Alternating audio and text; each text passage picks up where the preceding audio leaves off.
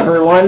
This is Dan Kagan. I'm the organizer of SD Startup Accelerator, and I want to thank everyone for coming today to this webinar on using business metrics to identify marketing tactics. So today, the goal of the webinar today is to provide some tools, background, and examples on how to determine what cocktail digital marketing techniques will work for your company. Today we will be going over how to identify key business metrics, review digital marketing tactics, and provide traditional company examples. So, starting off, one excellent tool to evaluate companies is the business model canvas. Alexander Osterwalder developed the business model canvas as a tool to compartmentalize various sectors of the business to quickly get down to the important factors influencing one's business. While all sections are important, we will focus on understanding the business metrics for presenting the revenue and cost sections on the canvas. When I post the video later on, I'll also include some links on how to fill out a business model canvas in case you haven't already done so yourself. So there are hundreds of different types of business models out there to produce various size businesses. But since this is SD Startup Accelerator, let's break down scalability. The way that we break down scalability at eBoost is breaking it down into three different sections: profitability, cash flow, and of course, as most of you guys associate with, growth. So let's break down each one individually. Looking at profitability, we want to look at two different components. We want to understand the lifetime value of your customer, and we want to know the cost to acquire a customer. And we're going to disregard fixed costs because when we're talking about scalability, they're not nearly as important. So lifetime value of a customer we define as the total number of revenue you get per average customer over the lifetime of that customer minus the COGS, or the cost of goods sold associated with that. Now, the cost to acquire a customer is the total sales and marketing dollars that it takes you to acquire one revenue-producing customer, not one customer in general or someone that's just going to go to your website and leave. Now, the second thing is looking at your cash flow, and this brings up the idea of velocity. And what you really care about here is how many months is it going to take to recoup the initial cost to acquire a customer. Ideally, in a perfect world, what you would want is within 1 month, you've already recouped your revenue, you've recouped your cost to acquire a customer through your revenue, and you can continually scale by paying your vendors after you've recouped your initial funds. But that rarely, if ever, happens. So for that reason, you need to worry about cash flow. Third, growth. Now, growth can be divided into two different things: the virality of your company and the distribution. And when we talk about virality, we want to look at a couple of different things. For digital marketing, you're looking at things like social media, people sharing amongst themselves, and as well as within distinguished direct network effects and the word of mouth, and finally, incentivized traffic. The other thing here is to note about virality is that it's unpredictable. And while you might have a great virality component for your non-paying customers, your paying customers might not might not expand in the same way, which happens with a lot of different sites, especially freemium models. Finally, distribution is what most people consider marketing to be. That is, how are you going? What tactics are you going to use to distribute and to distribute to more people so that you can grow your business? So, as a result, I'm breaking down. The next step is to break down some digital marketing tactics. The goal here is to identify what tactics can be used when, not how to use them. And so we're going to break down 7 of the most popular digital marketing techniques. And we're going to start with conversion design, and then we're going to go to search engine optimization, paid search, social media marketing, social advertising, email marketing, and affiliate marketing. So let's start with conversion design. Why conversion design? Well, in my opinion, it's one of the most essential types of digital marketing techniques. Why? Because the goal of digital marketing is to design a site for the goal of conversion design is design the user experience on an application or website to drive them to a specific purpose. And this happens on every business. And so that purpose might be a sale, a sign up, a download. And the beauty of conversion design is that a small change on your website could result in a doubling of your conversion rate, say from 2 to 4%. And what did that just do? It doubled your revenues. This is why it's always recommended to implement conversion design when you're driving considerable traffic to your website. Now, conversion design is for all customer types. But it has no direct effect on distribution.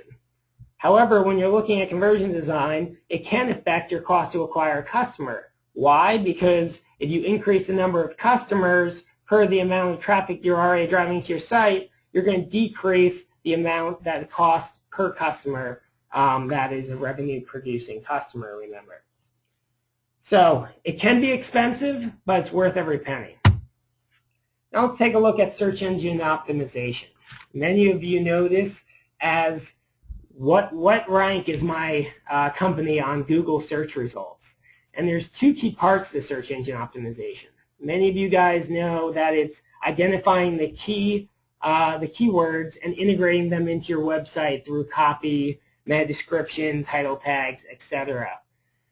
The other thing is developing a link building strategy. The other thing that Google cares about is getting links in from credible sources, or how much are people talking about your website on social media. So developing this strategy is a long-term growth strategy. It could be anything from contacting bloggers to specific sites to getting in onto or sending out press releases, or even utilizing social media. The good thing about search engine optimization, though, is that it has long-term effects, and it can drive organic traffic to your site, thereby lowering your cost to acquire a customer. But it does require upfront investment, and both time and money, and your positive ROI is typically about a year from when you start. So it's good for certain businesses, especially when you can make that investment. Let's take a look at paid search and display ads.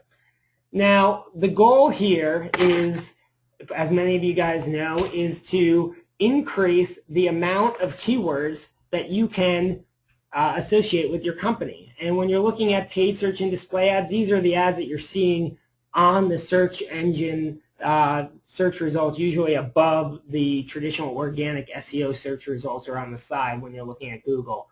Or it's the display ads that you see as you start searching different websites.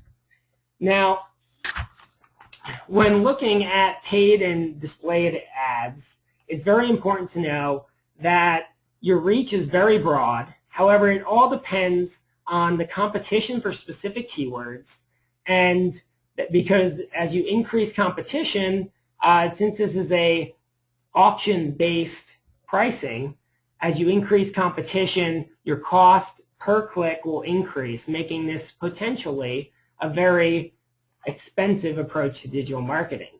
So when you're looking at paid advertisements, 2 things. You want to look at the competition, and you want to look at the search results and understand if there's a lot of competition and few search results, probably not the tactic that you want to use. However, it can lead to great scalability for certain businesses. Let's take a look at social media. Now, when we look at social media marketing, what you're essentially doing is you're interacting with customers on social media, say your fan page. generally is used for customer feedback to increase retention, but can also be used to advertise an event or increase brand recognition. Overall, the cost is minimal and it's based on time. But the returns can vary greatly based on the relevance and effectiveness of your interaction. New B2C applications / websites and customer service industries can greatly benefit from social media marketing. But remember, it's very important that your target market fits the social media marketing platform's user base. Otherwise, you're just wasting your time. So now, social advertising is like Google is the search engines. Social advertising is the social media platforms. It's ads on social media. Now, the big difference here is when you're looking at social advertising, this is based on interest and demographic ads, and it is not based on intent.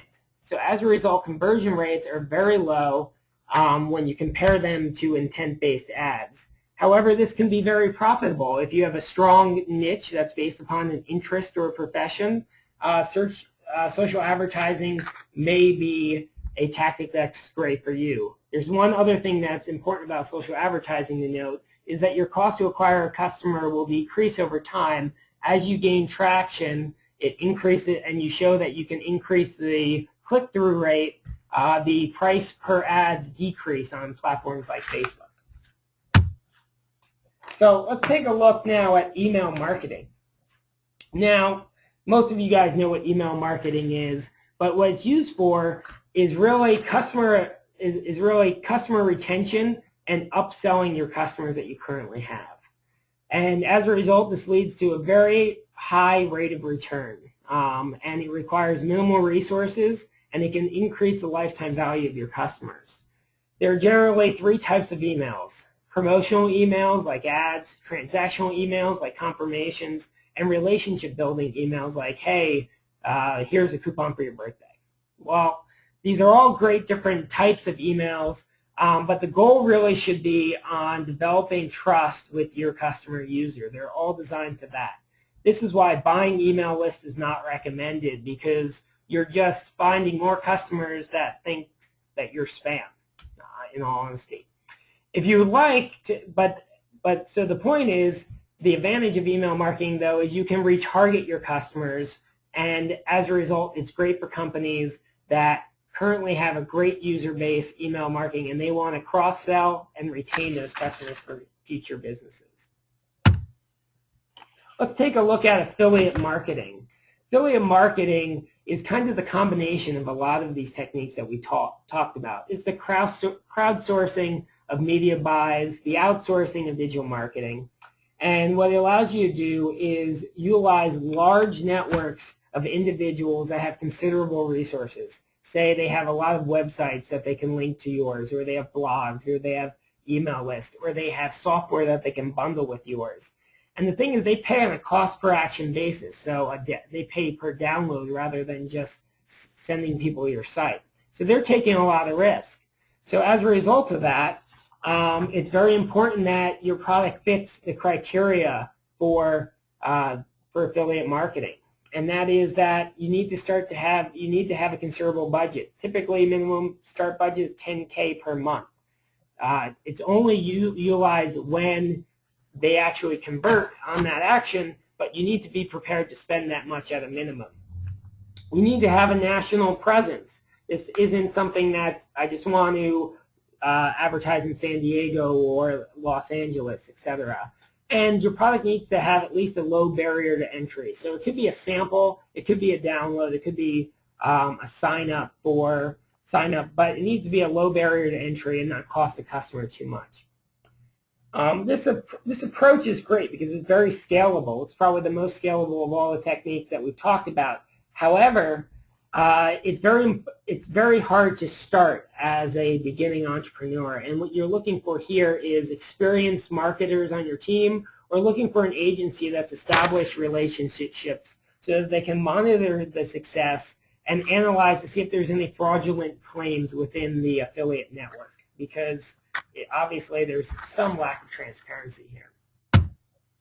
So with that being said, let's look at 4 specific scaling strategies for different types of companies.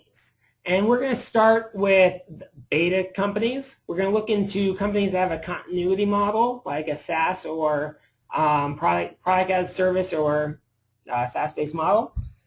And what we also want to look at is B2B companies and mobile and downloadable product space.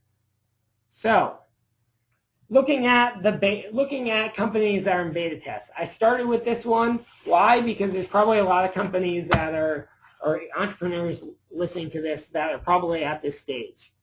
And you need to look at the goal of a beta test. And the goal is to validate your business, your idea, gain some customer feedback, and to get some general metrics on the cost to acquire a customer and what tactics are going to be used to do that. And the 3 tactics that I would recommend are spending some money on the user interface, making sure that will increase your conversion rates so that you'll get more value out of the paid search that you're going to send in traffic. You don't need a large test budget to drive traffic, but you need enough to be able to get statistically significant results on what your cost to acquire a customer will look like down the future. And the reason for taking this approach, opposed to, say, SEO or social media marketing, is that with the beta test, you want to get results fast so that you can leverage them when trying to obtain seed funding. Now you've already shown some traction. You've proved out that your model, that there's some customers interested in it. So that's the goal of a beta test. So the next type of company is a continuity model. So a company that has a monthly recurring revenue for either a product or a service. And the goal here, we're taking this example of a company that has an established product or service. They have some capital that they want to invest, and they want to increase the growth and profitability of this company. So they're willing to invest. With a company like this, you want to take a long-term and a short-term strategy for growth. So the long-term strategy is implementing good search engine optimization and having retention of those customers through email marketing. The second type of strategy is using paid search or paid advertisements. And what it all comes down to is by driving traffic and retaining that traffic, it all comes down to being able to convert and have a good user experience. Because when you're looking at a continuity model, you're looking at the lifetime value of a customer. What you're looking at there is how many months are they going to be signed onto your platform. So if you can retain them for an extra couple of months through good user experience and email marketing, that can make or break your business. So let's take a look at a B2B business. Obviously, these are some of the hardest companies to market online. Now, the goal of a B2B company is oftentimes to increase growth at a steady rate and to increase its distribution. Typically, B2B businesses are limited in that they have a set marketing budget, they have established profitability, and their cash flows are very well established. So they're not going to invest tons of money to scale. They're not getting investment oftentimes, and their goal is to have sustained growth. So for that reason, you need to show credibility through a conversion design, and so that the user can really understand how to use your website, show that it's credible, it doesn't have a ton of ads.